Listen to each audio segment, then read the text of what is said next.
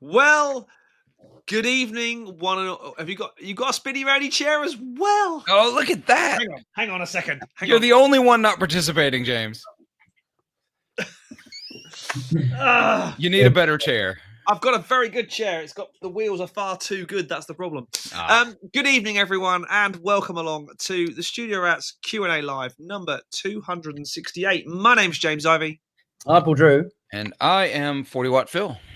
And Mr. Drew, you are in. I mean, there's two elephants in the room. The first elephant is, what on earth is that over your right shoulder? Of that? Yeah. That's a beautiful piece of artwork, James. That is Raiden from the video game Mortal Kombat. And I love the fact that, Paul, you're doing your very, very best to try and sit just out of shot so no one talks about your Mikhail Gorbachev. Let's not talk about my Mikhail Gorbachev, Harry Potter.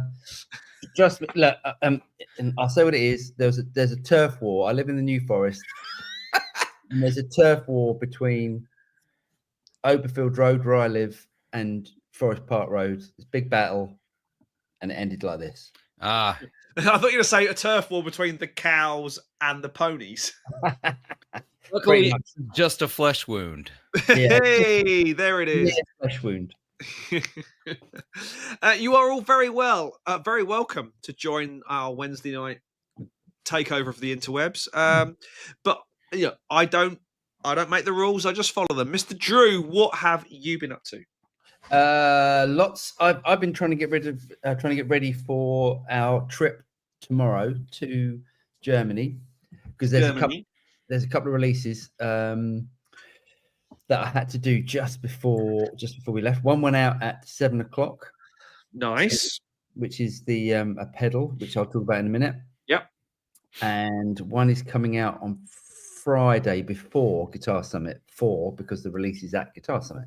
Cool. So I've just been busy doing that, and so I'm staying at a hotel, because I don't live that far from Heathrow Airport, but I'm staying at a hotel at Heathrow Airport because we've got an early flight tomorrow, and it'd be much easier if I stay up here, as opposed to me, who's getting up at 5 to meet you at 8. Exactly. It's so sensible. It's such a sensible thing to do. I wish I would do that more often, but there's like a part of me that's like, no, even if I only get to sleep in it for 4 hours, I'd rather sleep in my own bed. Yeah, no, that is true. That is definitely the best way. But because we're going to Germany tomorrow, I thought I'd get myself a German beer that's named after you. Yeah, exactly. Yeah. I thought I'd get myself, because there's obviously going to be a lot of German beer drunk, so I need to get my No. Just in case Jen's watching, no, it's a teetotal event. It's totally dry, completely sober. Yes. You know, dry as a nun's wine glass, as you say. That's not what I thought you were going to say. But no, because this is a family show, James. We got to make sure the kids can watch this too. The kids need to know all this as well. Mr. Phil, what have you been up to this week? I have been up to, so I just got back from a work trip, not guitar related. So I was out of town. Man, there is nothing more miserable than being out of town for 6 days without a guitar. It is the worst feeling. Yeah. Where'd you go? I went to Albuquerque, New Mexico, which is a beautiful place. It was really nice because the last day of the conference I was out for, they had so we're in a conference center, and there's 2 hotels, and then there's like this pavilion across the street that was really cool. And on the last night, they had an international music festival. So they had all these artists from South America there. I understood some of what they sang, but the music was fantastic. So it was a great way to end it, like getting back into music as I'm coming home. I bet all you and your librarian friends went over there and went, shh. No, man, you got to understand. Okay, so I used to work in bars before I got into libraries, and you get crews of professions in the bar, right? And I used to think I knew all of the drinking professions, and I thought I had them ranked. I thought I had it locked, and then I became a librarian and realized librarians are a serious number 2 drinking profession. Wow. The only profession that outdrinks librarian are school teachers, and I feel like they earn it. There's a certain truth to that. Yeah. So I, picked up a few things. Let's talk about those real quick. I just had Eric Brania from Brania Effects on the podcast. I got his tremolo pedal. Eric builds bespoke germanium based pedals a lot of the time. Obviously this is not germanium based, it's a tremolo, but I've got a bunch of his fuzzes sitting around. Things like my Mark III tone bender that I gig this all the time. That's very cool. Man, I love that thing. It's starting to get nicks and dings and wear in it from, going in backpacks and going on stages. So I had him on the podcast. Then I had Dave from Monger Effects. He's a new pedal company, just kind of sprang up in the last couple of years, making some cool stuff. I haven't tried his stuff yet. He's sending me something to check out. But then I also got this, and this just came out. I saw this at Fretboard Summit a couple of weeks ago, got to play it. And then I've got Charles from Silk Tone coming on the podcast, and we're going to talk about his new expander pedal.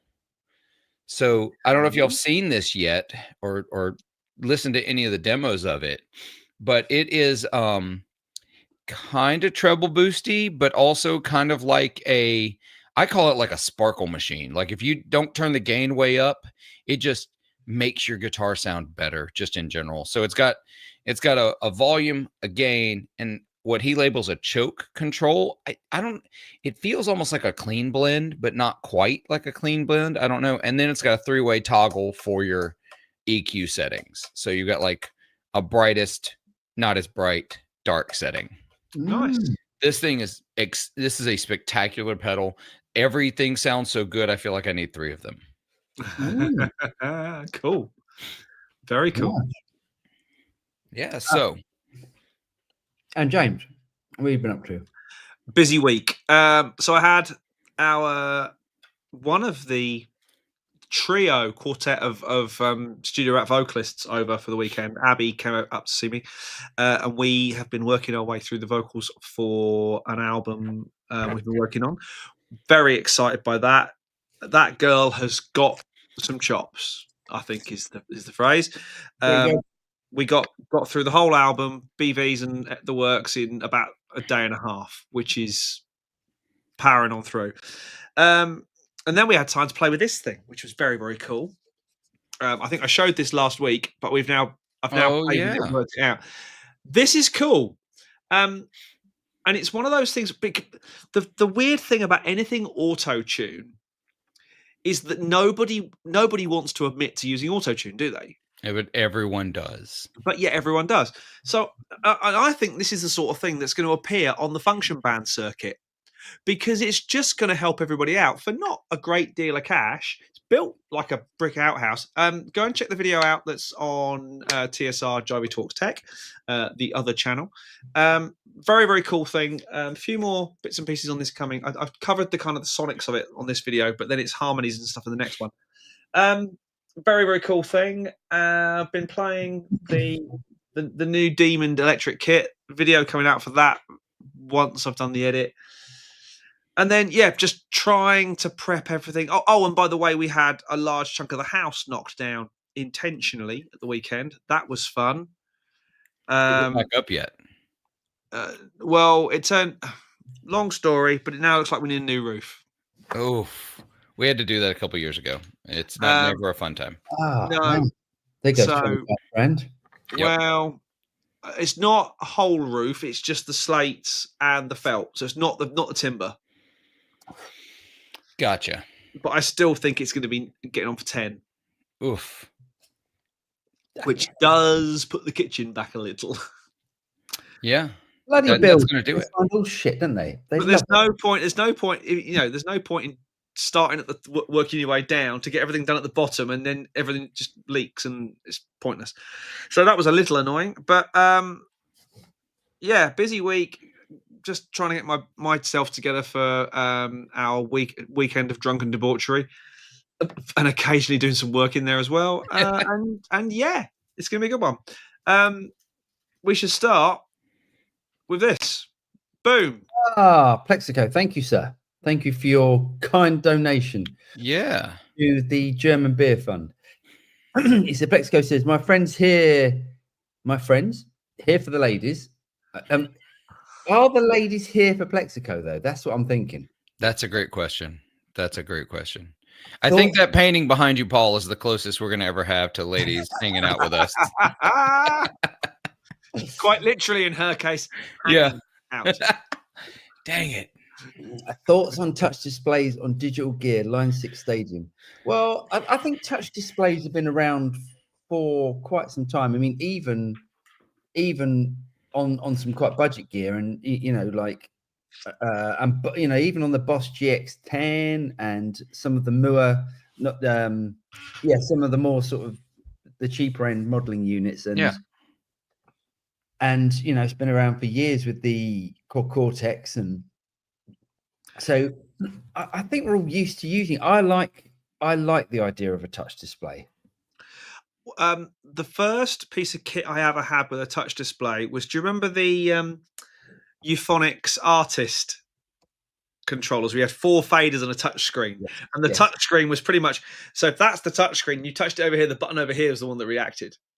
The tracking wasn't exactly marvelous on it, but that's going back a long time now. I think these days it's pretty much bomb proof, isn't it? Something like the Quad Cortex. I mean, I drop this thing every single day. Every single day I drop it. Yeah, and with a case on it, it's fine. I think it's fine. What do you think, Phil? I don't like them. No. I'm gonna be the dissenter, and I'll give you my reason why. And it's not that I think they're not great. I play blues festivals in 100-degree. That's about 38 degrees for y'all. Heat with massive humidity in Mississippi. And you ever tried to use a touchscreen with sweaty hands? It's so yeah. true. It's the worst thing on the planet. Give me knobs. That's why I love the Helix control platform. It's a knob. I love the capacitive buttons where you can just tap the button and it goes to whatever it's controlling, so that you control those parameters. I much prefer that. As long as I can get, using the Line 6 Stadium as an example, as long as I have the option of doing either one.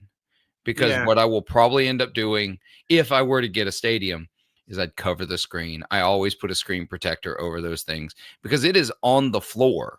How often do things get dropped and crack screens? And I can't deal with it. So I don't.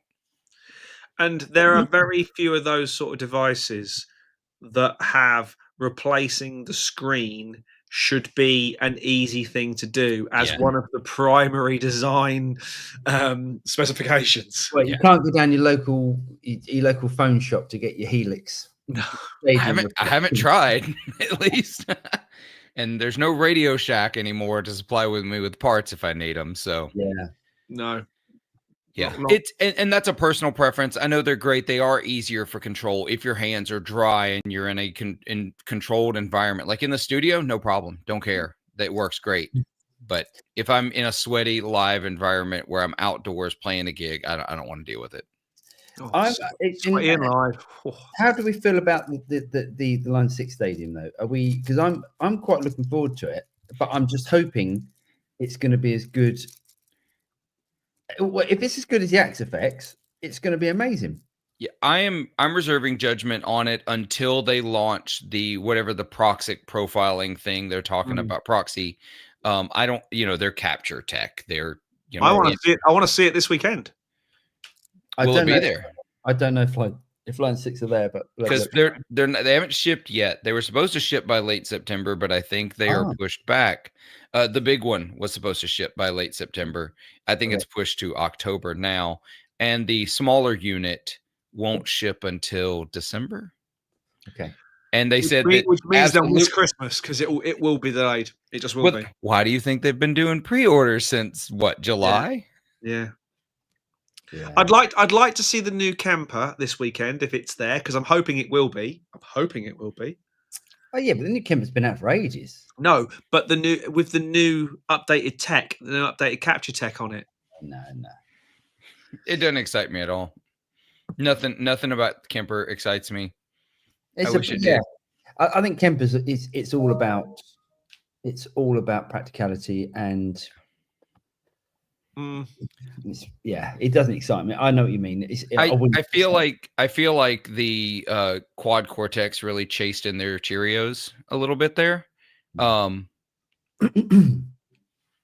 Yeah. Right. Next. Move on. Daniel, hello, sir. He said, "Good evening, Rat Pack from a sunny and very warm North Carolina." It's always warm. Yeah, in North Carolina. It's so warm. JP, evening all. Managed to tune in this week. Unfortunately, missed last week, as was at the cinema watching David Gilmour's epic live at the Circus Maximus, Rome. Nice. I would have loved to have been to do that. You made the right choice there, mate. You made the right what a miserable time, JP. You definitely should have been here talking guitar instead of listening to music. Yeah. Nectarius. Good evening, gents. Do you often use acoustic guitars? Any favorites? Only when I was doing a lot of recording, but I haven't got. I mean, I've got an old Takamine that I think sounds great. That's about my. I've got that Patrick James Eggle, which is just a sublime guitar. That's far better than I should ever own, but it records beautifully. That is my fave. I play a lot of acoustic because nobody wants live bands anymore. But I play a lot of acoustic. I have 3 acoustics right now. I've got a custom shop J45. I've got a Bourgeois OM Vintage Dana Bourgeois out of Maine. That guitar was a lifelong dream guitar for me, and I got it for way less than you should ever get a Bourgeois guitar for.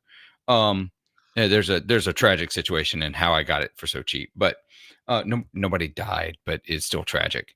And most recently, a listener of the show sold me at a very good friend price a Martin D18. Nice. And so those are my acoustics. And then I have a resonator as well because I also play resonator a lot live. So nice. I do like a resonator. Yeah. Jerry, hello, greetings from Belgium. I have a Fender Player 2 modified telly with maple neck. The frets were lacquered. Finishing, I had to scratch it off. Do you have that experience? I had a guitar that turned up. I actually sent it in to these guys. I sent a picture over to these guys last week. It was the worst guitar, the worst frets I've ever experienced on any guitar, because they wanted this guitar reviewed, and I just said, I'm not doing it. I cannot. I'll do it, but I need you to know what I'm about to say. I like it. That's what I said. So yes, definitely had that experience. Yeah, that's how I feel about reviews too. By the way, if I get something in, I don't do a lot of reviews, but if for a show, if something comes in and I don't like it, I just don't talk about it. I'm not going to bring it up. I'm not here to poop on anybody's parade. I only want to talk about the things I'm excited about. But I'm gonna plug this again. I think I plugged it before. Get the Music Nomad kit. And because you're inevitably going to need to polish those frets up anyway, and the tools in here will help you get all of the finish off those frets anyway. So I highly recommend. It should never turn up like that. It shouldn't, but it does. And this is going to sound like I'm bagging on Fender, but Fender has been the most consistent offender in this category for me. Yeah. I bought a remember the Road Worn series? I guess they've brought them back sort of, but they're not actually Road Worn. I don't understand this new release that we're probably going to talk about today, or maybe I talked about it last week. I don't know when it came out.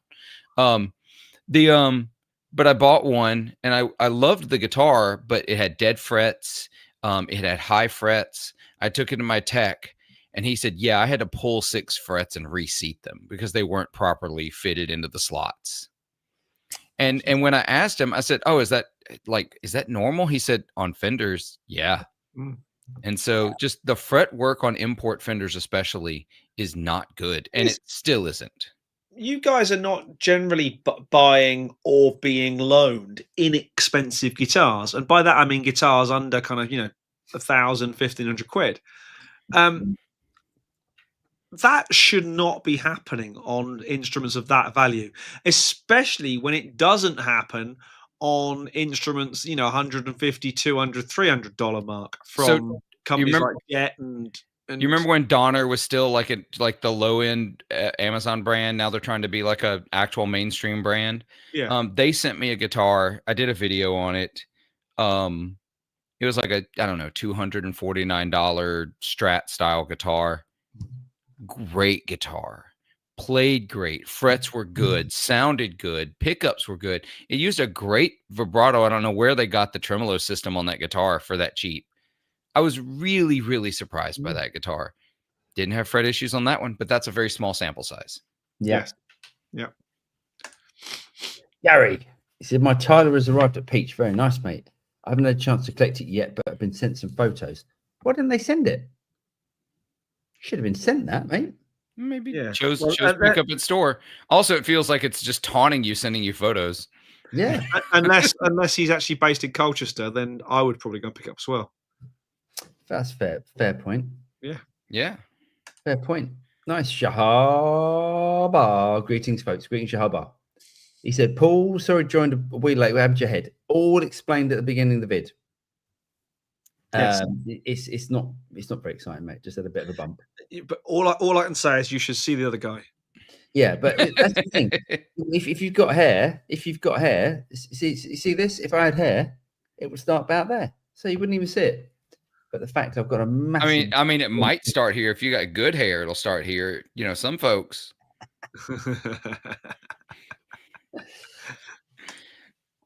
Duncan, evening, gents. Looking forward to the Guitar Summit content. Guitars and beers sound like heaven. It's pretty. Duncan, weird. We've already explained it is a dry event. There are no beers to be had. No. No beers, yeah. Shahar, I don't use auto-tune now. I feel special. Well, Shahar, you're always special to us. Shahar, very special. Dog, I'm building a guitar and the option of using a mono or stereo jack came up. I'm using a GX100 running in dual amps. Would there be any benefit of using a stereo jack? Please don't. No. There's only one reason to use a stereo jack on a guitar, like actually good reason, and it is if you have active electronics, you can use the additional prong of the stereo jack to deactivate the battery when you unplug the guitar so that it doesn't drain the battery. So if you are not using active electronics, just put a mono jack in it. Never put stereo jack. The thing is as well, it's if you want to do that as well, you don't want to split the signal at the jack. You want to get an active AB but ABY box. If you want to split off, make sure it's active so then you can it's powered or the same signal comes down from your guitar and is going off as opposed to a passive one.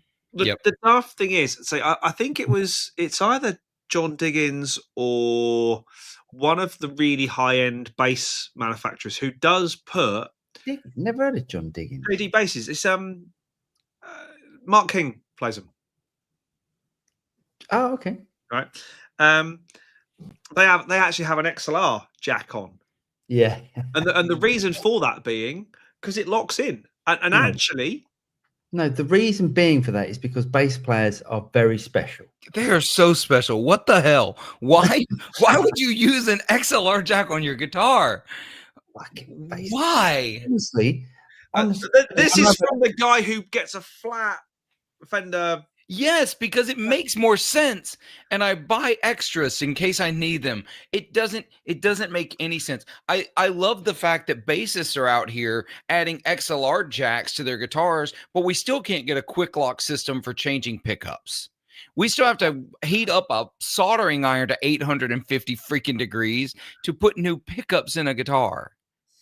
This is ridiculous. Bass players are they're a different breed. They also like to use those Neutrik locking plugs on the back of their cabs too, because they're too good for 1/4-inch plugs. Is what I'm hearing. Is that and basically bass players are the thing that's keeping granny coffee tables guitars in business. Don't, Bass because players there'll be are- loads of those this weekend. There was a competition at one point with bassists for how many pieces can we make one instrument and how many pieces of different woods. Y'all remember when there's like 13 piece Tobias basses, 13-piece ply through neck things. I'm like, what the hell are I've these? got a Tobias bass in there.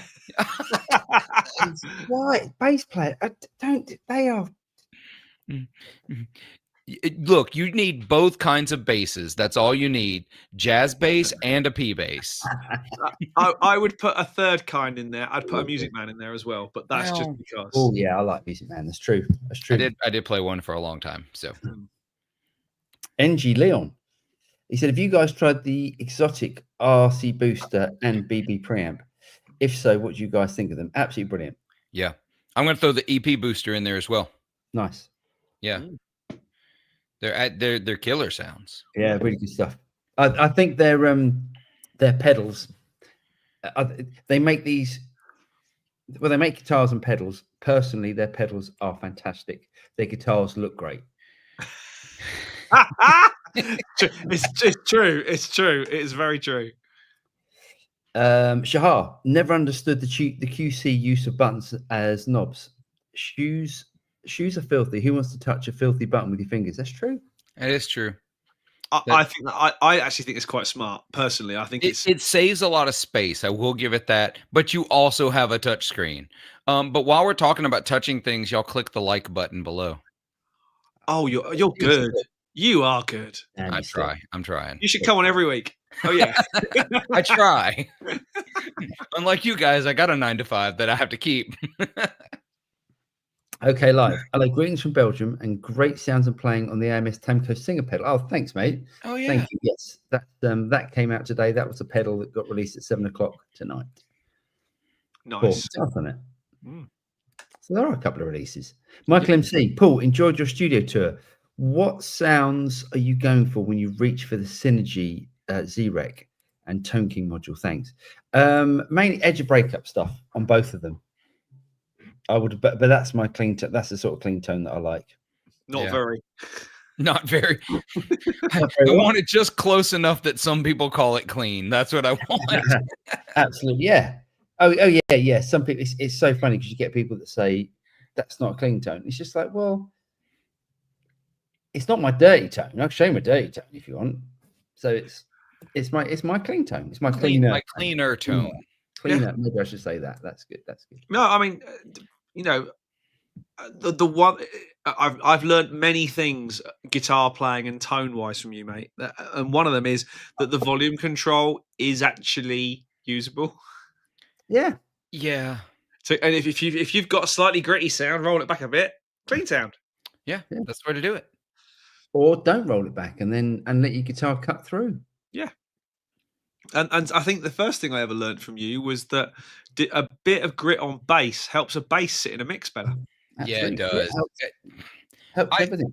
I love the sound of clean bass. Like when I'm playing live, for some reason, I really like just big fat bass sounds because I play in this like blues and R&B world. But in a recording, that when they're super clean, it does this like fills the space too much in a mix. That almost. Yeah, the notes do that, as opposed to just. Well, it takes that transient away because it takes the initial whack out of it, and then everything then just becomes smoother and just fills out. It doesn't go smack, dosh, smack. Yep. Someone said to me the other day, that's why the Beatles recordings worked so well, because it was almost, they almost went, right, we've got the drums and we're going to put the bass lower than the drums in frequency. We'll put the guitars in the middle, and we'll put the vocals on top. And that's why it worked, because everything had its own sonic space before they even started changing levels. Yeah, yeah. Because obviously they couldn't do much of that because they only have minimum number of tracks. Yeah. Scott, finally seeing this live. It's a pleasure having you, Scott. I hope you're not disappointed. Me too, Scott. Graham, touch screens on the floor are a no-go in the places I often play. Too many times drunk office workers standing or tripping on my pedals to get me to slobbering away asking for one. It's so true. That's the worst thing. A drunk person, like and just getting spit in your ear, especially. They go, can you play? And I'm always at the back going, he's kind of busy, you know. Right. Can you catch me on the break? Catch me on the break, and we'll talk about requests. Or the people that yell from the back of the bar like they think we can hear them. What actually gets me more is when someone in the band tries to engage with them. It's like, no, just do the gig. Kick them off. You should have the big sort of chainy thing like chicken wire, like in Blues Brothers, the chicken wire. Yeah. Casardi, mate. Hello. A belated hello. Rats on a 40 WP, packing right now for Summit. Exciting times. This is Steve. Steve doesn't often get let out of Scotland, so this is and I've prepared the Germans. It's going to be. I haven't packed yet. Well, his biggest worry about leaving Scotland is that they won't let him back in. They're so they're happy he took a vacation. He's got a tam o'shanter and some, and he's fine. He'll get in. He'll be all right. Yeah. Oh. Scott, touch screens, guitar hands. It's a tough marriage. It's true. Yeah. Yeah.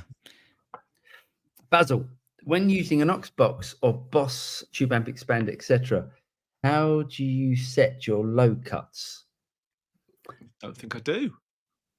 I'm trying to think on the. I don't think I do anything on the aux box or the TE. I think I'd do it on the thing that it was going into. So if it was a desk or a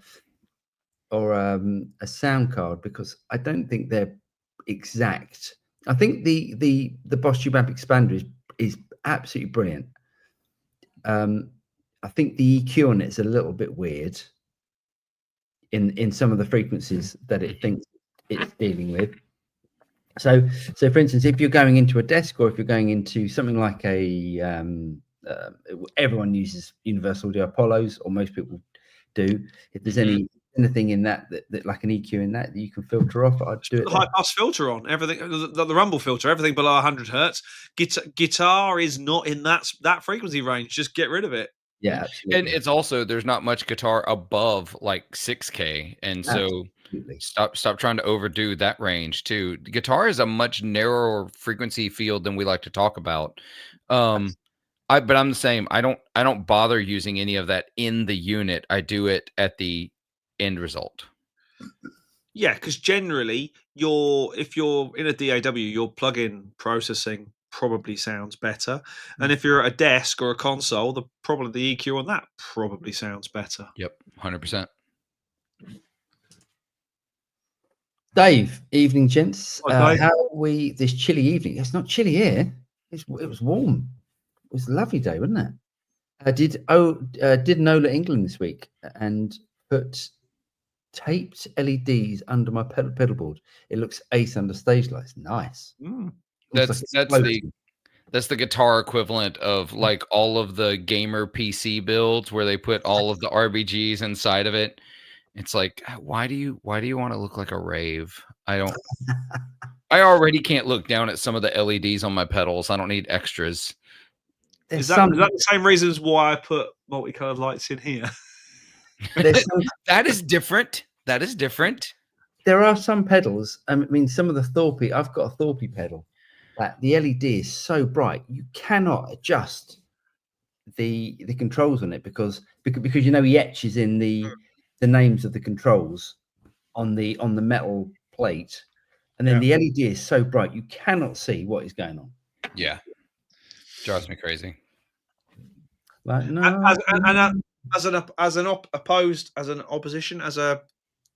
in the extreme opposite of that, the pathetically weedy red LED on a tube screamer, which cannot be seen unless you are this far from it in an exact on axis with it. This is true. There's a reason that was the most popular mod for a while on tube screamers, long before anyone did any of the true bypassing or anything. You just need a different LED. I have the Maxon OD9 analog modded one. Much better. Yeah, much better. Nice.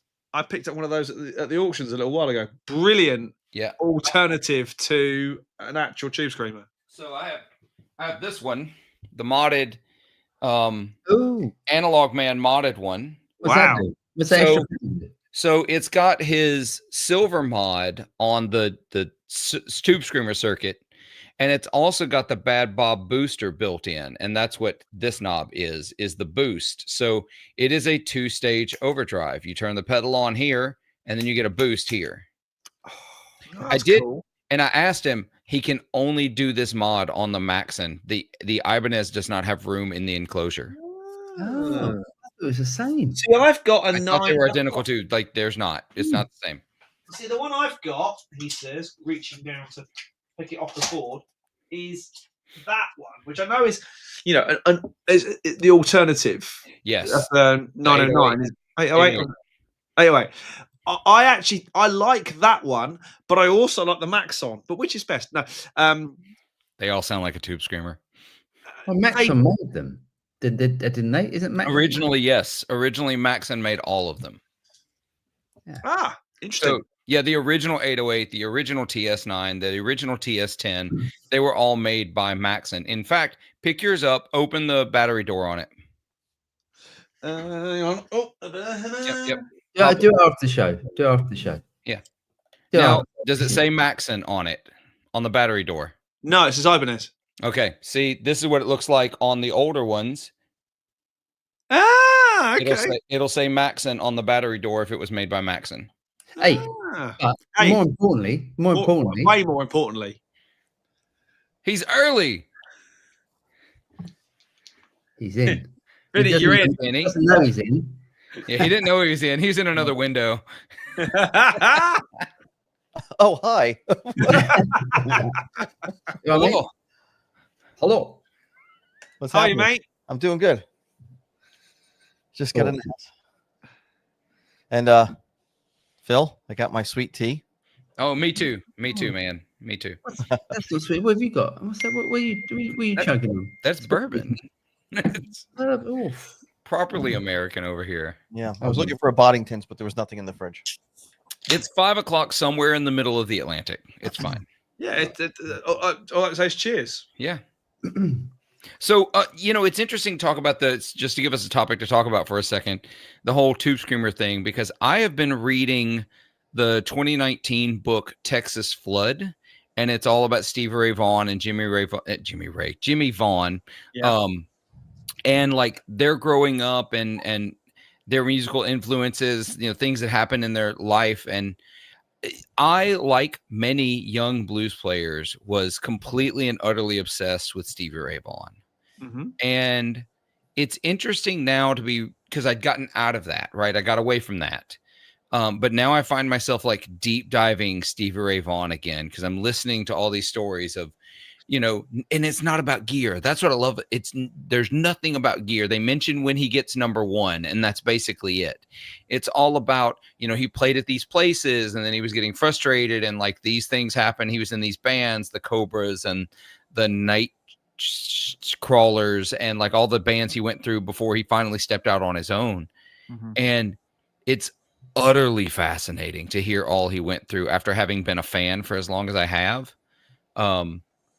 But I highly recommend the book, but it is sending me like deep diving down this Stevie Ray Vaughan like rabbit hole. I'm about to break my Leslie 16 back out. I've got my Vibralux. It's not quite a Vibra-Verb, but like and I've got a gig in a couple of weeks, like a blues gig. And I'm like, Philip, you cannot do an entire Stevie Ray Vaughan set because that is the most cliche, trite thing ever. But I'm like really tempted to like really go down that rabbit hole again. Which is really wild. Also, I did not realize he was addicted to speed from the time he was like 15 years old up until like a year before he died. Wow. Yeah. Addicted to speed. That's Every day, like would go on like multi-day no sleep binges and just do nothing but play guitar. That's a proper punk drug, that is, isn't it? Yeah. It's fascinating. Anyway, that's my book recommendation for Awesome. Vinny, from what I remember, the NAMM email came today. It did. It came actually. This is my second time getting it today. So the NAM get yourself a badge email came today. So if you didn't get it, I'll forward you the link and stuff, and you can. Yeah, do that, please, because I don't think I see anything come in. Cool. And then at NAM we can have another night of absolutely not drinking beer and bourbon. Never. Totally sober. Let's get back into it. Here we go. Boom. Shahaba, he says, speaking of guitar tools, I highly recommend StewMac. I bought a fret file from them recently, and it's awesome. Nice. StewMac shipping in this economy? What? That's expensive stuff. The shipping is very expensive with Their shipping is ridiculous. StewMac stuff again. I'll mention the auctions again because we haven't given them enough free publicity. There was a whole load of tools of guitar building and Luthera's tools at the last auction, and it was nearly all StewMac stuff and really nice machine tools, not just the hand stuff, but really nice machine tools as well. It's like if I had a workshop, it would have been dangerous. Nice. Yeah, I love tools. I just bought a bunch of hand saws. Like I use them. I buy them to use them one time. But I have all these tools laying around, but I've got a bunch of StewMac tools. I've got a bunch of the Music Nomad stuff. I think it's important that every guitarist who's above just like playing their Squier, affinity into a, Fender Mustang amp, anyone like above that, you owe it to yourself to start learning how to service your own gear at least a little bit and buy the proper tools to do it. Yeah. Yep. Big time. Amen to that. Yogi, hi lads, loving your work. I've been playing a while and still looking to improve every day. Wondering what, if anything, you're all practicing at the minute. Trying to break out of my Gary Moore 5-lick soloing thing. It served Gary well. Well, I know, but I'm trying to break out of Gary and embrace my inner. Somewhere between. I mean, if I said Eric Johnson, I'd basically be a very bad Eric Johnson. But then again, there's bad Eric Johnson, and then there's Joe Bonamassa who says he's a bad Eric Johnson. So my view has always been aim high, and then at least you get somewhere close, as opposed to aiming low and just going nowhere. So yeah, I'm trying to break out of Gary Moore and embracing Eric Johnson. That's me. Yeah. I think you just got to try and find something that inspires you. There's no point in playing something, in practicing something that you don't actually like. I think find something that, just have a look on, watch a few YouTube videos and just grab a couple of licks off people and really work on them if you like them. In every key. In every key, well, guitar's different because it. I know, but I don't just mean in any kit just moving up and down the fretboard. I mean in different positions and doing the same thing in different ways. So that's the old jazz idiom. The old jazz idiom is you don't actually know a tune until you can play it in every key and improv over the changes. Those idioms were decided by horn players. Because it is so much harder for that horn player to play an F sharp major than it is for them to play in A major. Guitar is different. It's not. So I say instead of knowing every key, pick a song, and then I'll say what I was going to say actually as a practice tip, because I've heard Yogi play. Yogi's a great guitarist.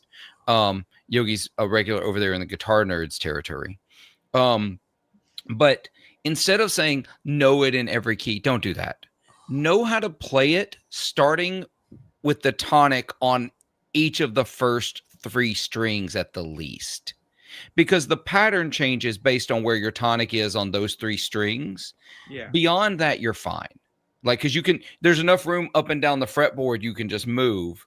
But, you don't want to, I need to go up, a sixth. You don't want to have to jump up 10 frets, 8 frets, whatever that number actually is. Yeah. But yeah, instead, I agree, Paul, every one of us has music we adore that we've never sat down to try to learn to play.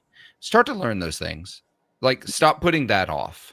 And I say stop drilling the exercises and etudes and all that crap. It's boring. Nobody enjoys it. Play songs. There are songs you want to be able to play already that you've skipped for some reason. I agree. I just started. I occasionally will like work on one song. You know, every 3 months I'll work on a song, like a cover of somebody. I'm not really into playing covers, but I'll work on a song. I'll get it nailed down pretty good, and then once I get it nailed down pretty good, I'll never play it again. And then I'll move on to something else. Something from it. Yeah. Like right now I'm trying to learn Raspberry Jam Delta 5 by Satriani. So I've been fighting with that. Vinny, you really should try to play more complicated material. Yeah, I know.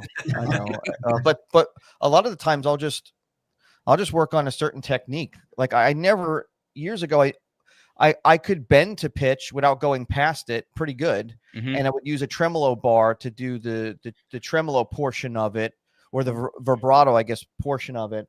But I never understood how to bend and do a vibrato into the bend, for whatever reason. So now I do that, but it took me a couple of years ago. I started to do that. And at first it sounded like I was killing a cat, and then I got, I have the bend to pitch without going over. And I know that vibrato trick is designed so that if you are bending out of pitch, you can compensate for it. But I never looked at it that way. I looked at it as a separate technique. Well, that's a cellist. That's a cellist or a violinist. The idea of vibrato is to come around the pitch. So yes, because they haven't got frets. Our idea is for a guitar player, I think it's expression more than because with guitar we can't go below the pitch. Without a vibrato arm, right? Like just using your left hand vibrato, we can only go up and above the pitch and to the pitch, right? And then what I'll do is I'll take that, and maybe once I get my head around that, I'll work on something else that I'm deficient in. Like I was always playing on the bridge pickup, notorious for that, hardly ever switching to the neck. And then I'll go, especially if you watch your own stuff back, I'm like, you know what? I need to like kind of go into the neck a little bit more, and I'll start doing switching, and I'll work on that for like a month, just switching and stuff. But I'm playing improv to backing tracks or whatever. I'm not sitting down with a book, boring myself, because in the first 5 minutes I'm gone. I'm like, forget it. If it becomes work and it's not fun, I'm out. Yeah. Nice. Yeah, this kind of stuff. It's funny you mentioned that, because I've noticed. So for the first 10, 12 years I played guitar, I never used a bridge pickup, only neck pickup. And going on the Stevie Ray Vaughan deep dive I've done in the last week, I realized why. Stevie only ever used the neck pickup. He never used the bridge pickup. All of the instrumentals, all of his solos, they're all on the neck pickup. Did he never use that position too? I'm sure he did a little, but remember he had a 3-way switch. Here's pop quiz. When did the 5-way switch get added to Stratocasters? 77. 1986. What? Yeah. It was way late that they added the 5-way switch. Wow. So and I just removed one. Yeah, there you go. But no, and I think that's actually the player that I got into that really taught me about switching was when I got into Steve Morse. Steve Morse will play a solo. He'll play a phrase, swap pickup, answer his phrase, swap back to the original pickup, play a phrase. It's like he's doing call and response between two different voices, but using the pickup selector as the varying tone between the two voices. Right. It's so good. Steve Morse is I think the one thing I would say though is that there is a time for practice and there is a time for performance. The time to get worried about making mistakes is not in your bedroom or in your practice space. You are allowed to make mistakes. In education vernacular, you learn from your mistakes. Yeah. However, and I would always say this to anyone, if there is something that you are just on the bounds of being able to do, it should not make it into your next gig solo. Your next gig solo should be so well rehearsed and practiced, and there's nothing wrong with spontaneity, but you should be able to do whatever your brain is outputting on a gig. Practice. You should be able to actually just turn your brain off. And those things that you're like on the verge of nailing, you can't turn your brain off and do those yet. No. Yeah. That was deep. Yeah. Copper Thank you. 4. Ideally, you want an ABY box with a phase and isolation switch too, in case your amp speakers aren't in phase, etc. I think he's talking about the stereo switch. He is, but that's only the phase is only useful if you're using 2 amps at once. I don't think he's using 2 at once. Yep. But I could be wrong. Brian, those Neutrix are often high capacitance. I didn't know that. Yeah, I know there's a reason. It's because bassists want to be complicated. Because They play a simpler instrument, so they have to overcomplicate the technology of it. You do know the difference between a guitarist and a bass player, don't you? Go on. 2 strings, an octave, and the word failed. No, I think with the bass, I think bass players are sort of people that would sign off a letter putting all of their educational degrees at the bottom. Like Yes, that's what a bass player is. That's Yep. me. like bassists, like proper bassists, like the ones I've played with. That for example, I'm playing this gig in Atlanta in a couple of weeks, right? The bassist I'm playing with, I've never played with before, but he's a proper bassist. Like he could have initials after his name. I know that I'm going to show up, I'm going to call a tune, and he's going to be fine. And Vinny's got offended. done. Is Vinny got offended. Is Vinny a closet bassist? Is that what's going on here? Oh no! He's had enough. Yeah, but no. He spent all that money trying to buy these signature Ibanez's just to cover up the fact he's actually got a Warwick Thumb 5. You should see his bass room. He probably has a Music Man bongo. He's back. You've heard. He's got rid of his bass. He's got them all in his basement. Oh, Vinny, are you a closet bass player? Did we offend you? I'm sorry. Yeah, I just about had enough with these comments. I was like, I hit the wrong button and it went boom, and I'm like, oh. Man. Right. Come on, then we need to get through these. Stud Dog, so much for the information, fellas. Noted. We'll run mono jack. Thanks for the GX100 content. Anytime, mate. Anytime. Look, Paul. I was just trying to generate conversation. The comments were coming in slow to start with. I was like, we better talk. I know, yeah, we've got to copy caller. Music Man is a good third bass, but I like Mustangs. Oh yeah, Mustangs. Yes. Good shout. They do the pure fundamental subby dub bass sound really well.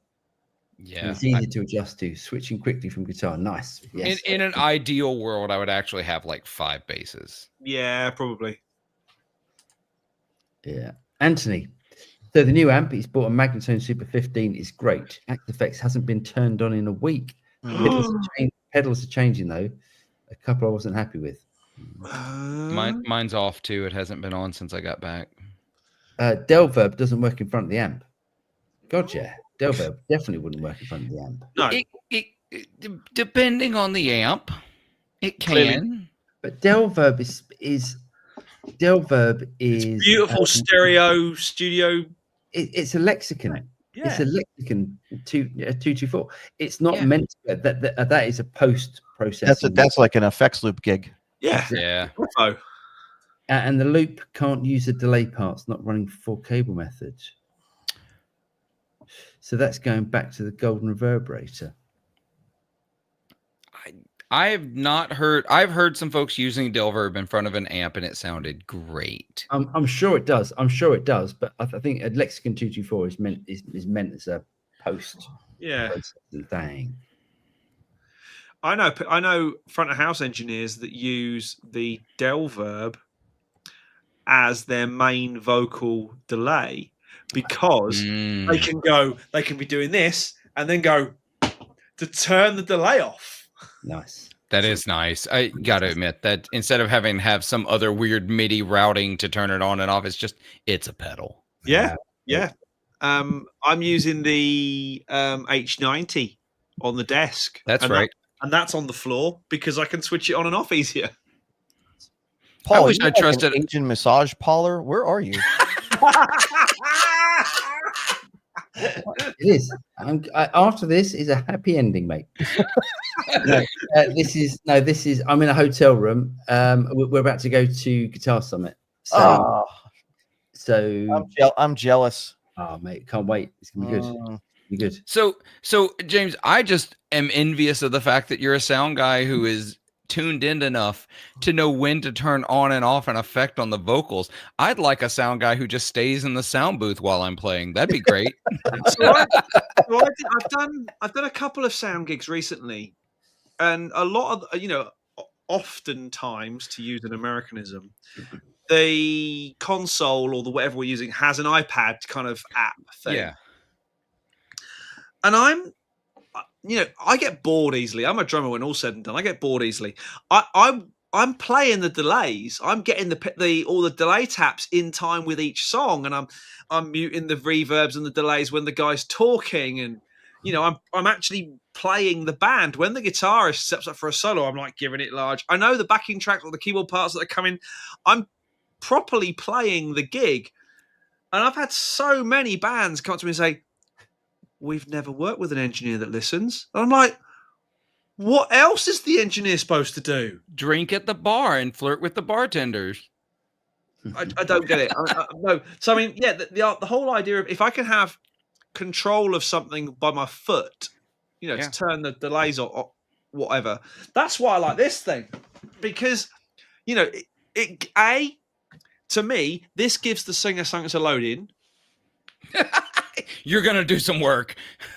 And it gets them something to set up and gives them some control. When they say, "Oh, the reverb's not on," so well, turn it on then, love. Yeah. Generally. Anyway, moving on. Boom. Josh, hello, new subscriber here. Welcome, Josh. Your video on the Fjord Odin fuzz inspired me to get one. I was wondering if you had a plexi pedal preference. Exotic SL drive. Cheers. I don't have a plexi. I don't think I have any plexi pedals. Josh, are you playing a Road Flare Orange RG550 in your photo? Oof, that's bright, isn't it? Is that what that is? I think I love that color. I love that color. It's a good color, isn't it? I don't have any plexi. I don't know if it's a plexi. I can't remember. It's probably not. It's probably more JCM. But I love the ZVEX Box of Rock. I like that pedal too. That sounds good. I almost bought that a couple of times. That's cool. What a great pedal. Is it? Yeah. What a great name for a pedal. Yeah, it is. I'm not sure it is a plexi tone though. So sounds good. Yeah, I'd like to. Well, I mean, what was that weird thing we had, Paul? That that doesn't narrow it down, James. Hang on. Do hold. Because this is I don't think we've got time. Yeah, he's just walking away. Just walking away. It's here. I promise you it's here. You ever watch the old movie Clash of the Titans? Yeah. Remember when the old guy's in the trunk digging out stuff for the guy? That's what James does every episode. He's like, hold on, this thing's flying in the back. I think of Paul and I more as Stutler and Waldorf from the Muppets, to be honest. Yeah, I was going to say the Labyrinth, the little bag lady that's got all the stuff on her back. Oh my God. What the hell is that? The most complicated pedal in the world. Too many switches. I'm out. Way too many. That looks like a beholder from Dungeons and Dragons. It does. I got one. It's actually made in Japan. No, it's. But it is one of the best sounding Marshall pedals I've ever used. It's by Sinvatec. Okay.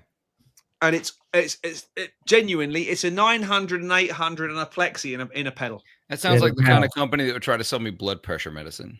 Probably. We had a row with the guy that makes them.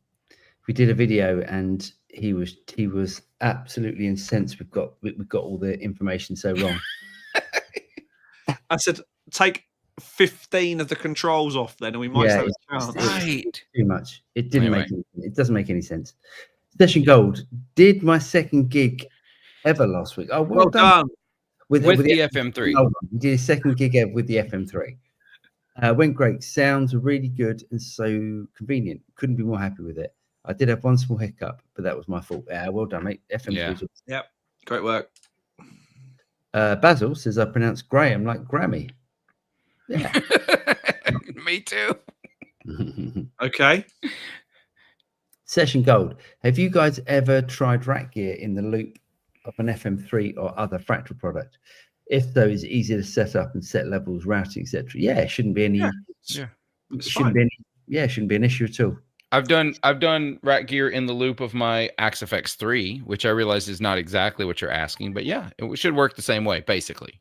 The SPX 990 in the loop of the FM3 sounded great. Although I did Paul's whole like setup, like the whole like I basically copied Paul's rig. And you know what I ended up doing? Taking all that out because I felt like I didn't need any of it. The AXFX did all of it that I wanted it to do. Yeah, I've done the same since actually. Yeah. Steve, he says, I've only packed my iron brew. So, that's all you need, mate. All you need. It comes from Carter's. Wait, Paul, you're the same person who mispronounces common words, but you nailed that. just That's because I know ask, Steve. That's ask because I know a Steve. Scotsman to say girls. That's the funniest one. Girls. Girls. It's a two syllable word. Gurules. Girls. But mate, that's all you need is your iron brew. You don't even need pants, honestly. No, please wear pants, Steve. Please. That's our version of pants rather than your version of pants. People will be filming this and they want to be able to put it on YouTube, not OnlyFans. Anthony, didn't like the delay llama either. So 2 holes on the board and no delay. So third discovery for analog. So much better than the llama. And future factory for digital. Nice. Nice. Yeah, the Delhi Llama is a finicky delay. I find that the mix control on that thing is either way too much or not enough, and there's something happening in it. I own 2 of them. I have the extreme and I have the old one. The old one is a little bit, to me, I think a little bit better sounding, but it has less weird things going on with it. So there's also a new analog delay out this week that I'm really excited about that I've not pulled the trigger on, but I want it so badly. Is this some Beatronics? Yeah, the Beatronics. Reviewing it next week. Are you really? Yeah. Oh. The thing is though, if you're like me and you've been around DAWs for long enough, you know that there actually was a plugin called the Delay Llama, which was a little bloke, and you turned his controls and he went, oh, that was what the Delay Llama did. Is that the llama that Winamp whipped its ass? Sorry, that's a 90s reference. Possibly, actually, Yeah. Yeah, the Delay Llama was great. Winamp, it really whips the llamas. Yeah. Yeah, that's the one. I tell you what, I replaced the Llama with the Strymon Brig. Great Nice. delay. Nice. Michael, I always hear for the back of the bar. Play something good. Also, hurry up. The Golden Girls are coming on the telly. The Golden Girls play tellies. I thought they were Strat girls. Toby, evening, gents. No question tonight. My analog tube-driven rig sounds peachy. Yeah, it does. Show, especially the bass players being the special bands. They most certainly are. It's a different breed. Yeah. Yeah. At this point, I don't even know what that means. Build your own. I don't remember. What were we talking about at that point in the show? I've heard of roll your own, but that's something quite different. Mr. Bungle. He said, if you had to keep just one multi-effects in your studio, what would it be? Fractal. I mean, at the AXFX 3, without doubt. FM3, Yeah. because that's what I've got. AXFX 3. I don't have one. I don't have one. Ben's old school. I don't have a multi-effects anything. I have a couple depending on what you call a multi-effects. Like I would call the Maris LVX a multi-effects because it can do a little more than delay, but The closest thing I have is the Strymon Flint, because it's got the tremolo and the reverb in the same box. Is the H90 a multi-effects? yes, Yes. 100% that's a multi-effect. In fact, Okay. if he reworded this, I'm assuming, yeah, Mr. Bungle, if you keep one multi-effects in your studio, it would be the AXFX. If you said my live rig, I would say the HX effects every day, twice on Sunday. Interesting. Wow. Okay. See, H90 is getting a lot of love for me at the moment because I'm really I'm digging in and learning how to use it. I want one, but the HXFX is half the price. So Yeah.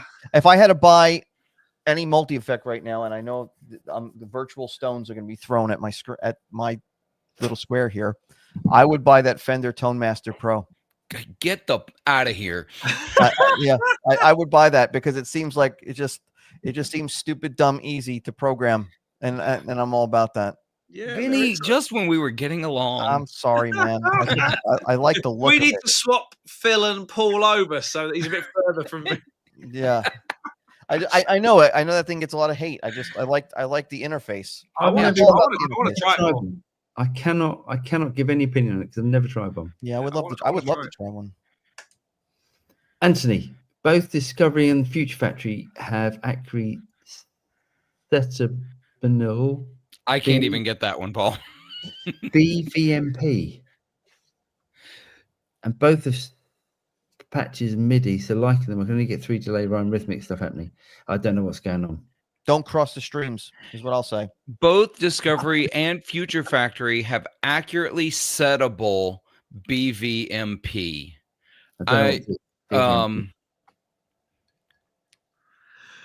Bi-vein multi backing vocals manipulation protocol. It should not. Yeah, no acronym should be used on this website. It's actually bi-vein, a multi-effects processor. Oh, I see what you're saying. Yeah, that makes sense. Good job, Vinny. Is that what was that? Was that Vinny? I said it. That's what it means. Bi-vein, a multi-effects processor, BVMP. Yeah. Sorry, Anthony. You might have lost us on that one. Maybe less acronyms, more words. I get what he's saying, though. But by using those, he's getting additional delay lines to rhythmic stuff. Basically, he's spending a lot more money to get a Benson Echo rec than you should be spending. Why not just buy a Benson Echo rec? I know. There are new versions of the Benson. I really want that new T-Rex. Let's move. Yeah. Yes. Yeah, we need to keep going. Right. At this point, though, we should do the news because we're an hour in. Over an hour in. Okie dokies.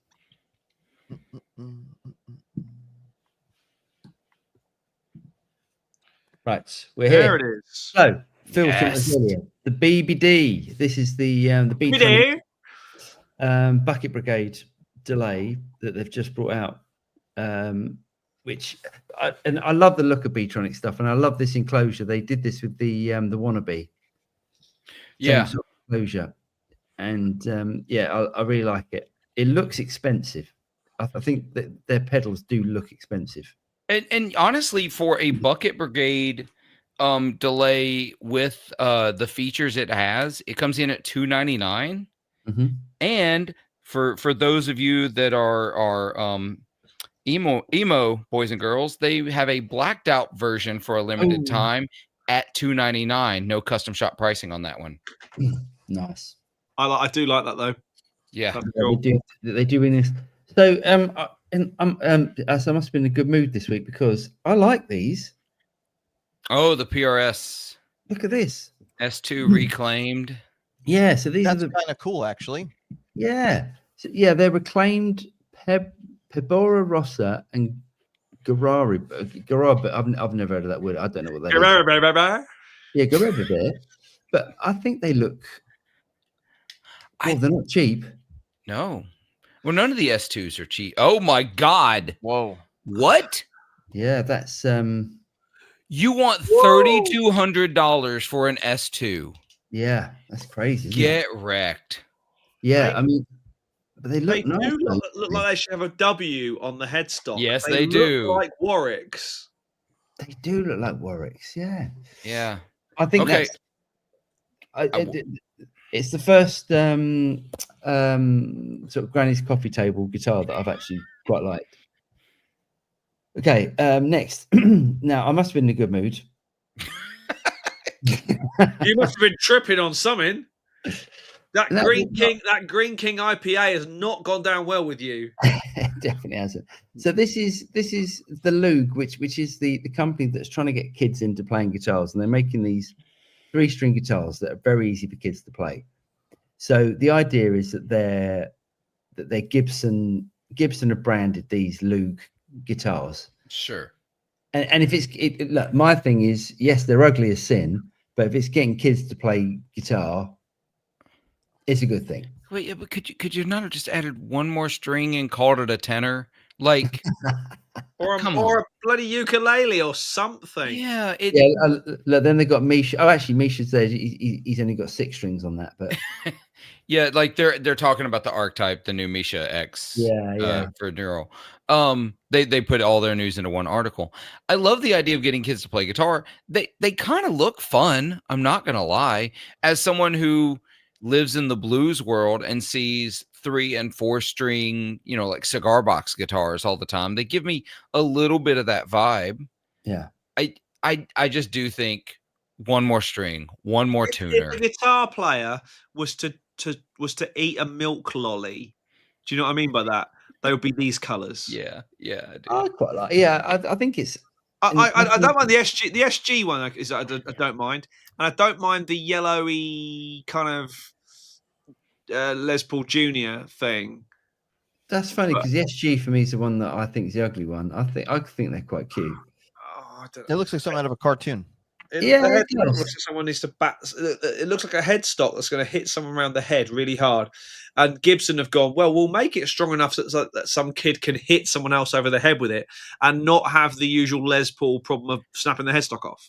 Now, but anyway, I'm on their website. This is a thing that Loog already makes. Loog is a separate company.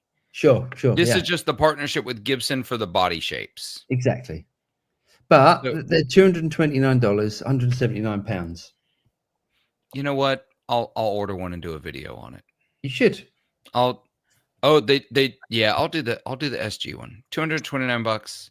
I'll order one of these. You're taking it for the team. Yeah. So next we've got Samurai Guitarist. He's released his own guitar brand, the Atera. What do we think of this? It looks like a Frank Brothers. It does look like a Frank It looks like a Frank Brothers if you showed a 5-year-old a Frank Brothers and asked them to draw it. Yeah, that's what it looks like. It looks like a cross between a Telly and the arcade. Yeah. I think the body's great. I really like the body. The headstock is just ugly. The headstock looks like a Hamer from terrible. It ain't it. It's a no from me, dog. It's a no for me. I like the grain on that particular piece of timber. That looks beautiful graining. Oh, good. This just in. Wood can look good, but the guitar just ain't it. Look at on that picture. You just scroll over. The piece of timber looks great. Look at that. That's beautiful. But sorry, the rest of it, no. Yeah, no. I'm not sure. I bet it sounds great. I bet it plays great. My opinions do not indicate the value of a guitar. This is where I do disclaimers. I'm allowed to dislike something. I don't like it. So they made 100 of them, and all 100 are sold out. Yeah, and what was the price point? What was the price point on those? I honestly don't know, but I couldn't find it out. Did it not say anywhere in this article? 176 million rubles. It doesn't say anywhere, no. No idea. It doesn't matter if you can't buy one, does it? Oh, hold on. No, sorry. Yes, $1,300. That's not bad. It's not the ugliest guitar I've ever seen. I owned the ugliest guitar I've ever seen. So what's that? It's a Gretsch TK300. Actually, mine was, I believe, a prototype of it. But the Gretsch TK300 is the ugliest guitar ever made. Don't know that one. Yeah, you can look it up here in a second. You need to show the people. They need to know this. What is it? TK300. They made a bass version too, but this is the guitar version. Yep, click that first reverb link. One more. Over, left, right there. That's what mine looked like. Oh, that thing. Oh, yes, I know that. Oh, you know what? He's right. That is the ugliest guitar ever. It is the ugliest guitar that's ever been made. That is. If Wayne Gretzky, and I know nothing about hockey, if Wayne Gretzky had designed a guitar Look at the headstock. If that's Look not at the pickups. Look at the pickups. If Wayne Gretzky was blind and built the guitar, Jeez. that was what it would be. Gretsch made this in the 70s. That's disgusting. That is just an abomination. Gretsch was tripping that day, boy. And like I That's said, they made amazing. a bass version too. That vampire guitar Batwing thing from last week looks way better than that thing. Agreed. Everything looks better than that. In That's fact, You amazing. owned one of these. I did. Well, I owned what I think was the prototype on it, and I bought it because it was ugly, and I could not. It didn't have a truss rod, so I couldn't get the action right, and so I just played it for slide tunes, and I literally called it ugly. Like that was the guitar's name back when I named instruments because I was one of those guys. But yeah, is terrible. That's Holy when shit. you spray paint like with old stencils, like nasty pig, right across the front of that thing. You know what I mean? That's unbelievable. It's so bad. So remember, when I say I don't like something, I owned one of these. So Wow. That's amazing. And lastly, so this is the pedal that I reviewed earlier. If you want to go and watch the video after yeah, the this. Tamco. Yeah. So Temco AMS That single cool. overdrive, really good. Well worth looking at. So I'm done. So I have something I need to discuss with the group. Okay. Paul, you're out of this one. Okay. I'm running a Phil and book. Vinny, you're out of this one too. It's just I'm him. ru- There's No, no I'm group. running a book. I'm running a book. How I'm gonna many get something then. times? No. How many times will Paul have to say how he injured his head this weekend? Oh, that's right. He did this right before going to freaking Guitar Summit. Oh, it's going to be the leading question every time. They're not even going to ask him how he's doing first. No means no, Paul. Your Asian massage parlor Okay. over there. Okay, I've Yes. never been to Yes. Guitar Summit, but I have been to NAMM. Fine, just watch. Look at this. See it? You see it? Yeah. Done. You know what I would say? You say you got your bike back, and you found the guys that took your bike. I said you should see the other guy. That's the ultimate line, isn't it? Hey, I wanted to show you guys something.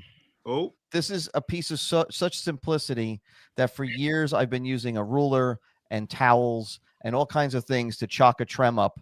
And I found somebody just 3D prints this or whatever they do with a pad on the bottom of it. And I picked it up super cheap.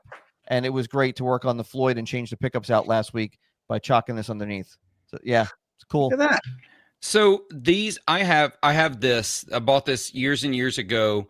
These are tools that you use to pry, and I'm gonna tell all of pry dashboards. dashboard pry Yeah. tool. Yeah. Yeah. For Now, like this is putting got- in new stereos. This has got one of those non-slip things on here though for the Oh, finish, which nice. I like, so you don't have to worry about it getting like sliding out. Yeah, this doesn't, but I use this to pry pedals off my pedal board. Jeez. That's 'Cause a good I use idea, dual instead of a butter knife or something. And so I think I'm gonna order, like I do a mass order of these, and I'm gonna get them laser engraved with the 40-watt podcast logo, and I'm gonna sell these as pedal board tools. That's a good idea.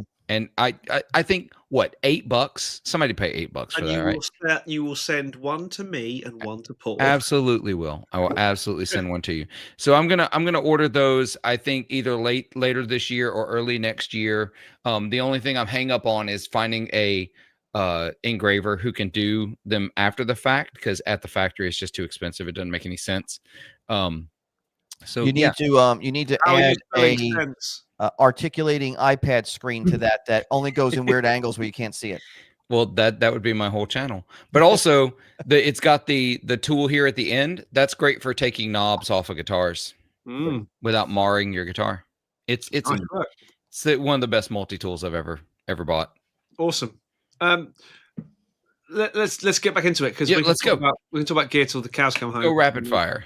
And they're on the way home. Hollywood. Good evening, all. I randomly stumbled across a number of Nashville live session guitarists using Kemper Stages live. One guy called Chauncey Arna, great player. Don't know Chauncey. I don't either, but yeah, all the Nashville folks end up using something like that. The Boss Katana may be the most used amp in Nashville Wow. on Broadway, Wow, really? on Broadway specifically, On Broadway. not that Broadway. Hollywood. However, a ton of people using Fractal live. Yep. Yeah. Scott says, do you prefer the OG tube amp expander or the core? I like the core. I like the core because it's smaller. It's Portability, yeah. I don't have either, so Outer limits. Gigged at bowling alley. Girl dropped a bowling ball directly on my GAFX. Oh my It's god. got a battle scar dent, but it still works like a champ. Nice. I would have flipped my ever living. Yeah. I think that's the moment when you genuinely need the TC G system, because they've driven tanks over those things. Shahaba. He said, "What's the difference between a bassist and a vacuum cleaner? A vacuum cleaner has to be plugged in to suck."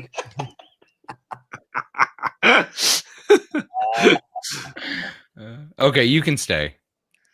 What's the difference between a doormat? Actually, what? No, what's this? What's the difference? What's the difference between a trampoline and a bass guitar? No idea. You take your shoes off to jump on a trampoline. Oh my god. Hollywood remedy for bright LEDs. Thorpe pedals. 2 layers of heat masking tape takes the edge off the LED. Awesome. Black Sharpie. Yeah, good one. Yeah. Take a black Sharpie and just color in the LED. I've done that on like clocks and other things. Yeah, because none of us are going to complain to Adrian about it because he'd just break us. Yeah. Hey, Vinny Satriani. I would love. Do you remember when we were at Bonner's, Paul? We saw that electric blue Satriani guitar with the red pick. I love that thing. James, did you hear about the bassist who locked his keys in his car? Yeah, it took him 3 hours to get the drummer out. Hey.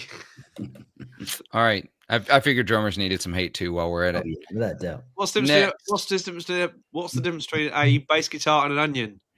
No idea. Nobody cries when you chop up a bass guitar. Hey, Doris, opinions on budget amps like Blues Junior for clean tones. I mean, it's Great. not bad, is it? I like the Blues Junior. I Great, think it's yeah. a great lamp. I'm gonna be the dissenter. I'm gonna say Blues Junior is really not clean. It's boxy sounding. I hate Unless them. you do what I did to mine, which is totally work on the circuit board, Yeah. change the bias in it, change the whole cabinet. I have a wider panel cab. Move it out of the way. The cabinet is the biggest problem with the those wider amps. panel cabinet that I didn't make, I bought and replaced, is fantastic. And what I also worked on the reverb, and I changed the speaker out to a greenback. So essentially, it is not a Blues Junior anymore, and it sounds fantastic. You know what you buy? You know what you buy instead if you want a clean tone out of a affordable Fender amp? Princeton, no? No, just buy a used Hot Rod Deluxe. Oh yeah, They sound they're heavy. great. They're heavy, but they sound great. So Vinny's amp is the equivalent of Trigger's broom, and if you don't know what Trigger's broom is, Yes, Google it. Also, Ship of Theseus. yeah, but He's it actually completely- turned out really good for minimal money. I mean, Dave, I love this channel. Every day is a school day. Redid my pedal board with cable ties. So, as the last gig, most of my pedals had fell off in transit when using the dual lock tape. What were you transporting on Camelback? Yeah, Like dual lock. Nothing comes off with dual lock. no. You could hang one of us off. was it 3M dual lock, or was it some cheap knockoff dual lock? Yeah. Maybe. This is 3M and Velcro. It'd be funny if it fell off and knocked. I know it would, but this is how confident I am. Like this is just dual lock on soft Velcro. I've just got the generic Amazon Velcro. I'm and trying. you cannot get my pedals off. Dual lock will rip your fingers off. Why do you think I need a tool to take the pedals off the pedal board? Yeah, something weird's going on there. Yeah, Dave. something weird's there.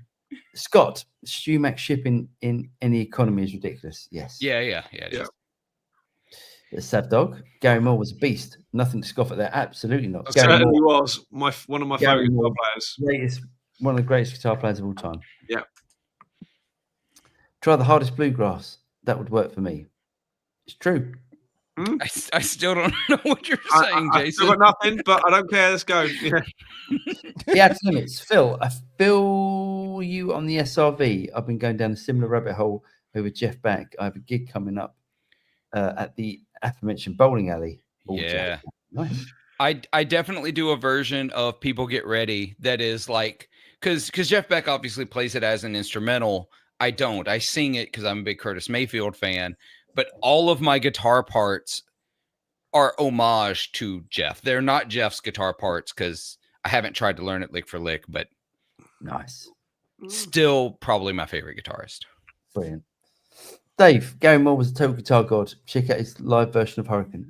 Gary Moore was unbelievable. I've seen Gary Moore more times than I've seen any other musician live, and I just worship the guy. Yeah, he's genius. Adil, if you had to choose just one amp or one pedal to do it all in the studio, connected to a cab simulator, which would you pick? Sorry, one amp or one preamp. I do apologize. I think it's a pedal. Oh, yeah. 1 amp or 1 preamp to do it all in the studio. I think I know what I'd choose. Oh, actually, no, maybe not. Okay, let's set some parameters. Paul, give me parameters. Do we mean do it all that I would need to do, or do it all that anyone would need to do? Do it all that you would need to do. Okay.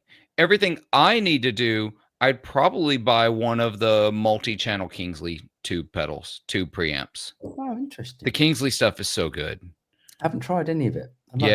You've got to get some of those. You got to try them. Awesome. One amp, or I mean, for me, if it had to be 1 amp, it would be the Matchless. But connected to a cab simulator. So yeah, still. The preamp stage of that Matchless Independence 35 is golden. I'd say the Matchless or the Hook Wizard. Yeah, it's true. That thing's so good. Really versatile. It might not be the most characterful amp, but it does everything. And that's the only reason, because the Matchless has got character. That's why the Matchless. Yeah. And we all know what Vinny would do, but let's let Vinny. Vinny, what you got? I would use Paul's Matchless, but but if it was something I had, I'm a broken record man. If it's something I had to do in the house, it would be the blue guitar, the amp one. I for whatever reason, man, I'm not endorsed by that cat. I get nothing for saying any of this. I'm just telling you, it's some of the best $465 I bought used ever. I'm running into the IR box, and that's what I do all my stuff with. And I can get all kinds of tones out of it. I just think I like it. Yeah, and your tones are great, man. I watched. Yeah, they are cracking. Yeah, thank you. Great tones. I'm trying. Chris, Evening Rats saw SRV live 3 times in the UK. Brilliant. Eric Gowles has just released a good blues album, by the way. Yeah, Eric Gowles is fantastic. Eric Gales is great. I've gotten to meet him a couple of times. I just wish he would quit calling all of his signature products Raw Dog. Dude, you know what that means. I was going to say, that's the most disgusting thing to ever. It's just so wrong. Yeah. You know what that means. Moving on. Yeah, it's so wrong. Anyway, Gwil Strats. Cheers. Guille. Sorry, Phil. Because he's from Peru. Guille. Thank you. Thanks, mate. Guille, welcome. Peru, you probably or possibly win furthest away viewer tonight. Possibly. No, we often get some Australians. Yeah. Australia's far from everything. They always win that game. Yeah. Scott, Ted Green books. Yep. These are the 70s looking. They are like these are the original printings. This was printed in 78. Yeah. These are, I think, if you're gonna get a bunch of books on guitar, the Ted Green books, these 3 specifically, single note soloing, modern chord progressions, and chord chemistry. These are the 3. Awesome. I will check them out. Guille, what is your favorite bedroom home amp? Cheers from Peru. The Independence 35 with an aux on top. Yeah, I think any amp with any amp with an attenuator. Yeah, you shouldn't ask me this question. It's going to be a 2-rock with an aux on top. No aux. I have 200-watt 2 rocks on 2x12s right here. You can't. Hold on. Oh, look at those. Those are my bedroom amps.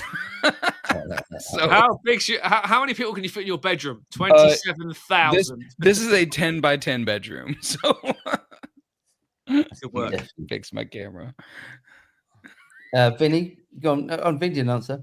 Oh, sorry. He's gonna say blue guitar amp. blue guitar amp. Probably. And Vinny's right. Vinny's got Yeah. the best. Yeah.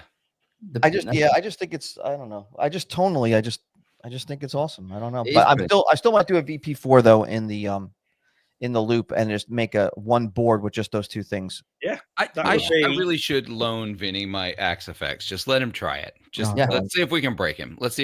You'd have to fly in, dude, and come with a manual and a dry erase board. No, dude, just play the preset. Play the presets. That's the annoying thing with that They're stuff, isn't so it? good. You'd love it. JP saw SRV Manchester Apollo in England back in 1988, and it still baffles me to the day. He was the only guitar on stage. If he'd been exposed, Milli Vanilli caught using tapes would believe it. Sorry. Yeah, if he'd been exposed as using tapes instead of actually playing live, Yes. he'd have believed it because it was Yes. that insane Oh, Yeah. he was so good. Yeah. and Cheers, loud, JP. The proper thing loud. I love about SRV and Double Trouble is that they weren't afraid to say we are, an 80s sounding band. So all the instruments sounded processed. The drums sounded phenomenal. They weren't trying to go, we're gonna be, a 60s throwback band. It was like proper big upfront sounds. Yeah, if you go back and watch some of those live clips of, and James, you'll appreciate this, of Chris Layton playing drums, he's playing those like late 70s Tama superstars, not the cheap superstars that are made now. The proper like oversized. It sounded a proper big drum sound. Yeah. Massive. Awesome. Gazza, how would you make ear training more fun? Beer. I'd have been born with perfect pitch. Yeah. Beer. Ear training's boring. Ear training sucks. Boring as hell. But it is. I won't say it's really useful, but it is useful. It is useful if you want to be transcribing things. And I'm just going to be honest, transcribing things is the best way to learn things. It's not the only way, but I do believe it is the most efficient way. And I'm so bad at it. I have no discipline at doing it, but it is the best way if you want to learn things, learn to transcribe solos. And you have to do ear training. But ear training is so much. Ear training is so much more than learning to recognize pitch. It's learning to recognize tone. I know. I went through golden ears and I hate all of it. When someone says, someone says they can hear a particular microphone or a particular type of compression or a particular guitar amp, I get really not jealous, but that's because they've learned that particular sound, that particular tone. Yeah. And I just go, that's cool.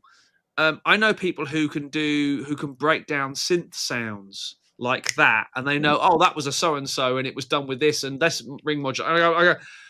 I got nothing. Yeah, I got nothing there. It's None of hardly that makes sense. laid talent, is it? Yeah. But There's talent. There's like natural talent, but natural talent is nothing without skill built on top of that foundation. Yeah. So a lot of those folks, like the folks who are lucky enough to have been born with perfect pitch. I have a friend of mine who has absolute pitch. You can tell him, I want an A. He'll give you an A440, and then you say, okay, drop that by 5 hertz. He'll give you an A435. Like Wow. he can. It's nuts. It's absolute pitch instead of perfect pitch. But that shouldn't be disheartening because you can build the skill. Yeah. You may have a tougher time than some folks, but you can still build it. But not having it will not hold you back as a player or performer. No. Gillette. 77. Yeah, it was 77 because I thought it was mid-8. I thought it was mid-8. You told me it was 77 when I had a 77 Strat with a 3-way, and you said it could have been a 5-way. You told me that. Well, then I lost my mind since I told you that. So Clearly, yeah, It's all good. Surrounded by losers. I'm here Cool. talking to you, aren't I? I don't mean Oh, it. I don't mean Well it. done, mate. Well done. Paul McKinnon, Fitness and Nutrition. Hi, fellas. Saw this question on Insta recently. Could you all name one band where you felt that each member had mastered their instrument? And let's get the likes up, viewers. It helps Paul out. I think it helps everybody out. But thank you. Yes. Thank you, Paul. Yes. Give us a like and subscribe. It really does help. We don't monetize this. So a like and subscribe really helps. Anyway. Okay, I'll go first. Ready? Oh, well, there's one band you can easily think of. Toto. Yeah. Yeah, because they were all session guys. They were all absolute masters Yeah. of what they do. So, Yeah. so just in the interest of being different, Yeah. I'm going to give a contrary opinion, just because I agree. See, I was gonna go Queen. Queen is good. I'm going to give you one you aren't thinking of, and I'm hesitant to do it because I don't want people. There's a connotation with this band. Leonard Skinner. Oh, I think that connotation's fine. Leonard Skinner did not improv anything. They meticulously worked out every single part in every single song with 3 guitar players. They all knew exactly what they were doing. You could also put in a similar category to that. You could put the Eagles.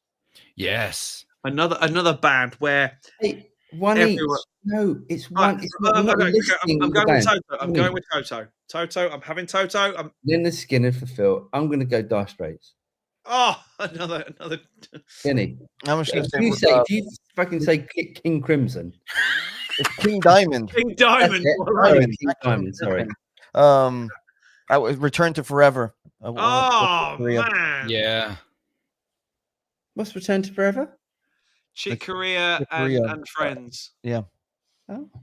The thing about a band, any band that is that good, where everyone is that good, and I love this about it, I think you lose the virtuoso in it. Yeah. Like, you think of a Toto. Yeah, Steve Lukather is a virtuoso. He's amazing. But everyone else is too, and they all play parts, which means they all play down to the song. Yeah. No one has to be like talking about Stevie Ray Vaughan because it's been on my brain today. The other players in that band have to play down because Stevie takes up so much of the spotlight and the focus. In bands where everyone is a master of their instrument, everyone gets spotlight. And so nobody is overly focused. Now, when I saw Chick Corea, Al Di Meola wasn't playing with them. It was Frank Gambale. But still, everybody in that band was just a master. It was just insane to watch. Yeah. I saw Chick Corea Electric Band twice. And again, another band of everyone's phenomenal. And then when they get the spotlight on them, that's when you realize how phenomenal they are. But up until that point, they're playing as a band. Yeah. Okay. Let's get through these. Yeah. Boom. Dave. Hey, I used to play bass semi-pro for 10 years. I'm sorry, Dave. You would sound crap and empty without bassist. Also, the easiest gig to get. I agree. No, we're nothing against the job. We're just. That last sentence, though, is why we make these jokes. Yeah. What's the easiest gig in rock and roll? Def Leppard's bass player. I was gonna say the hi-hat, but yeah. Yo, James, yeah, he got it. He got it. Session Gold. Also, my FR is acting up. It's the stock FR from the Squire Contemporary Strat. FR. Floyd Rose. I thought he meant FR too. Yeah, I was Floyd Rose. It doesn't stay in tune well, and I constantly have to adjust the microtunes to the max. Unlock the nut tune again. Yeah, you just need to change out the Sorry. Change the bridge out and check your springs. If the springs are old and you've played the hell out of that guitar, the springs might be fatigued, and that would cause a lot of tuning instability. Change the springs. Buy a set of springs first. It's the cheapest thing to do. And then if not, get shot of that Floyd. This is my unsurprised face that you're having trouble with the Floyd on a $400 guitar. I'm not trying session. Love you, man. I'm just being really honest. They had to cut so many corners on that Floyd Rose to make it affordable that it's not going to stand up. It's probably made out of cast metal, so you could upgrade it. But then you know, here's the thing, Session. If you're gonna upgrade that to like a $250 bridge, and then you're gonna want to change the nut to match, and then after you do that and change the springs, is it really worth it to invest in that guitar? If you love that guitar, yes. If not, because while you're doing all that, you might as well pull the pickups out and overhaul the whole thing, and then really you could just get something else. But the truth of the matter is, there were some really, really good Squires. I own one. I own one of Yeah. the Holy Grail ones, and I sold it stupidly, and it was made of all like American parts. Yeah. And it was awesome. So you don't own it anymore then? No, it had no, I don't. No, but there are some of those Squires do exist, and it is definitely worth spending money on those instruments. Yeah. But I have no idea how you work out if you've got one of those. Well, that's what I'm saying. You got to love the guitar. If you play it all the time and you really dig it, it's worth putting the money into it. If it's one of those random things in the corner that you're not like in love with, then I would just get shot of it and get something else. Yeah, completely agreed. He also said that was I think back again. Yeah. He said 2-2 lock again, then tune up again with the micro tuners. Also, the saddle, the A string, is a bit higher up than the other saddles. Could I replace the parts and fix it? Yeah. So I think we answered that question. There we go. Brian, if you can do your own service and do it well, your affinity will outplay a custom shop with about. No, I disagree with that. Disagree. You can get a great playing guitar. Yeah. But it will not outplay. It will outplay a custom shop that's been terribly taken care of and not set up, maybe. But it will not outplay a custom shop with the exact same level of care and attention. Not even close any day of the week. Now, I mean, we've done videos driven down at Bonner's that day where we took that, or we didn't.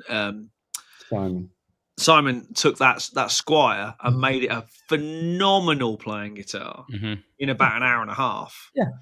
But, you need someone of that skill level to do that. Yep. Yeah. Josh. No, it's a Fender Mike Kerr Jaguar bass. That doesn't look like a bass at all. Band them in. Nice. Yeah. Very cool. Still cool. Yeah. Scott. Mr. Wu. Yes. That's it from Cinvatech. I have a few of his pedals, incredible stuff. Yes, he's very good. Yeah. Too complicated. Jason says, if you felt like a degenerate before watching these guys, how do you feel about yourself now? I hope better. I really hope you feel better after watching us. Oh yeah, you must feel better about yourself than watching us. It's Wednesday night. We're a couple of beers in. Phil's a good glug of whatever that is. Yeah. Good old bourbon. And Vinny's on the iced tea. It's Wednesday day for Phil. Yeah, it's Wednesday day.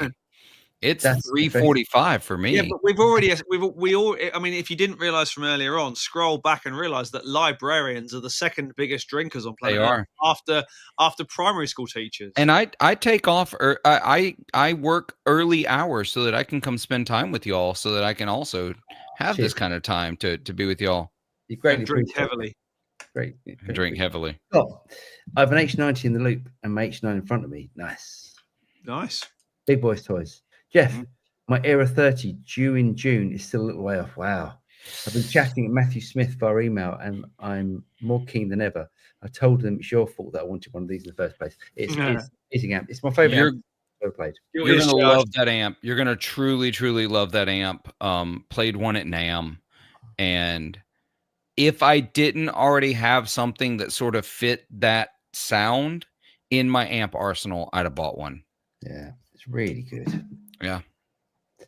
Copy called someone was asking about BBRC boosters earlier, and you guys also mentioned the great EP booster. The Electro-Harmonix Hot Wax is cool because it's the hot tubes one side and I think the BB Boost clone on the other. Nice. I can't be held responsible for trying to keep up with all of the EHX pedals. I've just quit trying. They make the Big Muff and the Pog, as far as I'm concerned. Absolutely. Charles says, have you tried the new Labubu Boost? Is he making that up? Labubu is this collectible that if it were not for South Park, I wouldn't even know it existed. But apparently it's the new Beanie Baby for Gen Z. Let's just put it that way. Yeah. Awesome. Do they make shoes with spikes on? No, it's That's Louboutin. Sorry. Yeah. So they're these little like collectible like stuffed animals, but you buy them in boxes and you can't guarantee what you're going to get. And they make rare and collectible versions. So people are buying the hell out of them. My daughter would love that shit. Yeah, don't let her know they exist. She probably already does. Anthony says board in order in Earthquake Devices Warden Comp. Broadcast AP2, Kingsley Minstrel version 3, RC Boost V2, Red Wing, Future Factory, Absurd Discovery, Harmonious Monk version 2, Golden Reverb in Amp Loop. Nice. Anthony, tell me you watched that pedal show without telling me you watched that pedal show. Yeah. I have the broadcast and I like it, but I never use it. I love that pedal. It's my second favorite. Now I love their sidecar. Have you tried the sidecar? I've not, but I've heard good things. Nice. Is it wrong that I've got about 19 different distortions on that board down there? On one board? On one board. Get out. Well, right. From like, you know, Tube Screamers and Blues Breakers and the Brothers to the Blues Breaker to a couple of homemade ones to it's Paul, have you taught him nothing? Huh? Have you taught him nothing? He obviously hasn't got a cupboard. Shahar, when you use a metronome, do you usually get it in eighth notes or quarter notes? Normally quarter notes. Quarter. I think it's good to feel the eighth notes. Quarter notes off the beat. Oh God, spoken like a drummer. Yeah, No. Only because I can. So here's Shahar, I'll tell you. Here's the next step for you. If you're using eighths, that is okay. That is fine. You want to get down to quarters. You want to be able to subdivide without needing to be hand fed it. I tell you, as someone who is bad at subdividing, the next step though is to start to remove those quarters and set them at half notes. Yeah. And so then you're getting, and if you really want to be complicated in rock and roll, set it at 1 and 3. Don't set the metronome at 3 and 4 where you hear the snare beat. And then eventually you want to get to where you get 1, 1, 1, and you feel all of those others. Your time will get so good, and every drummer will complement your time. Stop worrying about complex harmony and melody. If you can play in time, you will be eaten up with gigs. And then Shahar, every bass player will hate you. Oh yeah, because you show them how bad they are. Yeah. Man, this is hate on bass week, isn't it? DS71 Mark 1. Any drawbacks to the FM9 apart from size? Using for home playing small gigs? No drawback. Nope. It's Nothing. a beautiful thing. Nothing. Shahar Bar, I did. I had the very first 24 karat gold pedal. Ooh. The Wow. Labubu boost. He's joking. Yeah. Okay. Every prog metal band, says Shahar, has crazy talented players that mastered their shit. Dream Theater, Between the Buried Me, Opeth, Tool, Death, Cynic, Arcturus, etc. Tool, I love Tool. Yeah, but they all sound like it. But the problem is, I mean, I'm a Dream Theater super fan, but you get bored of it very quickly. Yeah. Yes. That's the trick. Yeah. Hollywood, Phil, which katanas which katanas are they using on the Nashville strip? 50, 100, 2x12 or the heads? Definitely not the 212 or the heads. It's the 112s I always see. Wow. But any variation thereof, because here's the deal. Most of them need some stage volume because it's minimal PA in these bars on Broadway and Second. So they can't go straight ahead pure modeler, and it's usually a PA that's built into the club, right? Yeah. It's almost always, I can't speak to all of them because there's so many bars that have bad cover. They're all great cover bands, actually. They're just playing music I don't want to hear. It's usually like 115s and a horn hung somewhere in the bar at an angle on chains. It's fine. But the katana makes so much sense because they get a variety of tones. Mm-hmm. They have XLR out. Actually, I don't think the katana has XLR out. It has a line out though. So you can use the DI box, which the bar usually has. But also in Nashville on Broadway and Second, they have to park so far away from the bar that they have to play that it's a super light carry. So yeah, I see a lot of the 112 combos. I can't tell you if it's the 50 or 100 watt versions, but it's the 112 combos that people are playing. Nice. And they sound great. They just sound great. They work. That's the thing. They do the job. Yeah. Toby, one band, Zach Brown Band. Don't know Zach Brown Band. They are also Great incredibly good. Yeah, incredibly good. Now I went and saw Ian Anderson's Jethro Tull a while back when they came out with the Thick as a Brick 2 album, and they did Thick as a Brick 1 in its entirety and the new album with the intermission, and it was his band mates that he had playing in that band were absolutely superb, all of them. Oh, Top shelf. doesn't surprise me. For pop bands, says Recorder. Police. The Police. Yeah. More left of field. The musicians in Can were masters. Jackie Schmidt, Karoli, and Kazuke. Don't Yeah. know that. I don't know that band. Shahabar. Oh, I have a band recommendation to you all. Igor. It's a mishmash. Igor. And very interested production. They have a new album called Amen. It's outstanding. Awesome. I actually don't know how to say it. I just really needed to roll that R. Igor. Yes. There's a lot of R's. Session goal. Thanks, guys. I'm fully aware that $400 guitar can't have a great Floyd. It's a 1-to-1 replacement upgrade from Floyd Rose, an option. So just new trem and lock-in. Yes, I think it should be. It should be Session. I would also just being honest, if you're going to go that far and replace the trim, which awesome. If you love the guitar, you should. I'm a big believer. If you love something, put the money into it to make it absolutely as good. You're going to want to also replace the thimbles, the bushings inside that the bolts lock into, because those are also cheap metal. It should come with the whole thing. Yeah, it should come with everything. The hardest part will be removing the piece, the post from inside the body. It can be done though. There are lots of great YouTube videos on how to do it. That's how I learned to do it. Get the right tool. Don't try and do it with a screwdriver. No, please don't. Jeff, this may have been mentioned previously, but did you see Henning's video about the my trem? It's incredible. Although you need a dozen of them on a dozen guitars. I think I saw a bit of it.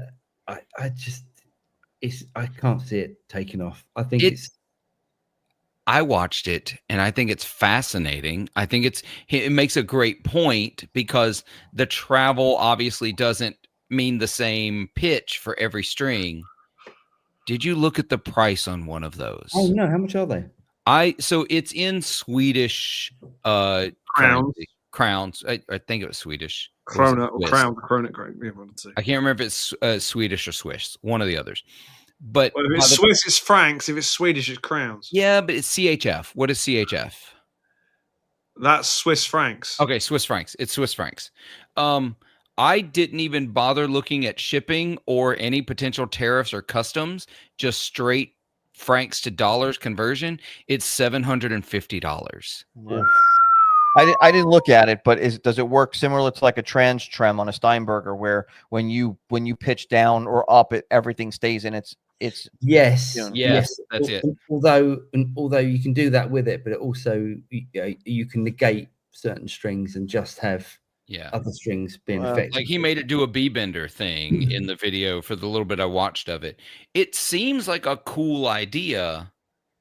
I don't think it would take off. I don't think it's going to take off. Not for that sort of money. Not when I can get a Godot 510 for $120. Yeah, and I think it'd be one of those things that some guitarists will get it and use it on an album, and then that guitar will be brought out for one song on a set and then put back. It's one of those sort of things. Session Gold. I do like the guitar neck. Feels good. It's lightweight and has the EMG SL20 set in it. Nice. Replace the Floyd Rose, you'll be good then. Yeah. He's always spent money. Anthony, Era 30 is great. It was a toss-up between that and the Magnatone I bought. Era was head, and I wanted the combo, and the Era combo would have been too heavy. Yeah. Agreed. Josh, my orange bass is a short scale, so handles more like a guitar. I run it into an ABC rig with an Orange Terra 500 bass stack, Bad Cat Jet Black, and Fender Hot Rod Deluxe. Huge sound. Nice. Shahabar, Vinny, when's the next King Diamond coming? It's been far too long since that was announced. since that was announced. It's actually I heard there's some good news about that. It's not. I just saw them on tour like 6 months ago, or whatever it was. They came to Florida. I think you they're know in Europe now. If I could have put money on, that's what Paul was going to Oh, say. I was waiting for it. It was waiting for it. a safe bet. I was waiting for it.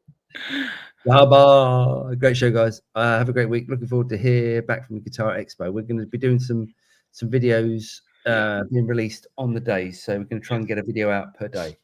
And if the video editing's a bit dicey, that's mainly due to German beer. German beers. Yeah. Stav Dog, just go with the Goto trim and replace the studs like you said. I just did this. You'll want to drill press to enlarge existing post holes or know someone with a drill press. You don't have to have a drill press. There's a way to do it. I did it. You do need to be intentional. You can't just go trying to cram it in there, right? You've got to actually, I took sandpaper and I just spun it around because it didn't need to be enlarged much, just the tiniest bit. And so just take a little bit of sandpaper. Now, I'll venture to say this. If you do get new trem posts and they screw into the female inserts that are already in the body, and the female inserts are sturdy and they haven't shifted or haven't done anything, then I would use the existing ones. That's my opinion. Yeah. Instead of futzing around with it. I do like removing them on hardware that cheap, just because I feel like the entire thing the corners were cut, but Vinny's not wrong. It is an extra step that doesn't have to be taken. I mean, if they look like garbage, then Phil's totally right. Get rid of them. But if it looks decent in there and it will hold up and it's not shifting, then try that first. Yeah. And if it's shifting, it's a wood problem and not necessarily a metal problem. Nectarius, if you only play clean, why use a tube amp? That sounds like something that someone who's never played through a tube amp would say. Because it sounds better clean. Yeah. Tube amp's clean though. It's just better. Josh, since I'm a newbie, where are you four located? I'm in Illinois. I'm in the south. Okay. I was going to say, well, Paul is in California, and James is in Boston. No, I'm sorry. I was going to be sarcastic. I'm from West Virginia. West Virginia. Mountain Mama. Sorry. So I am in the east of the UK in a very small little town called Great Dunmow, which most people haven't heard of, but they've heard of Stansted Airport, which is London's North Airport. That's where I'm near. I'm in Mississippi. And if I told you the city, it wouldn't help you narrow it down any. So I'm in Mississippi. And I'm north of Tampa, Florida. There we go. Where are you, Paul? New in a Forest. hotel. I'm in a hotel. Look at my art. Subdog, you're correct. It needs about 1 mil enlargement. You have to be really carefully intentioned, like you say. Yeah. Right. They're chatting amongst themselves. Yeah.